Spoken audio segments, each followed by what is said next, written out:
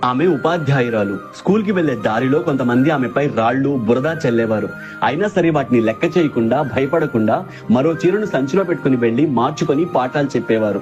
ఆమె భర్త చనిపోయినప్పుడు ఆయన చితికి నిప్పంటించి సాంప్రదాయాలను తిరగరాశారు. ఆమె మరెవరో కాదు, భారతదేశపు తొలి మహిళా ఉపాధ్యాయురాలు మరియు సంఘ సంస్కర్త సావిత్రిబాయి పూలే. 1831 మహారాష్ట్రలోని నయాగావ్లో ఆమె జన్మించారు. ఆమెకి 9 ఏళ్ల వయసులో జ్యోతిరావు పూలేతో వివాహం జరిపించారు. ఆనాటి సమాజంలో స్త్రీ విద్యను ప్రజలు తీవ్రంగా వ్యతిరేకించేవారు. కానీ భర్త ప్రోత్సాహంతో అక్షరాలు నేర్చుకొని ఉపాధ్యాయ శిక్షణ పొందారు. 1848లో పూణేలో బాలికల కోసం భారతదేశపు మొట్టమొదటి పాఠశాలను స్థాపించి బోధన ప్రారంభించారు. అలాగే మహిళా హక్కుల కోసం మహిళా సేవా మండళ్లను స్థాపించి కుల, లింగ వివక్షతపై పోరాడారు.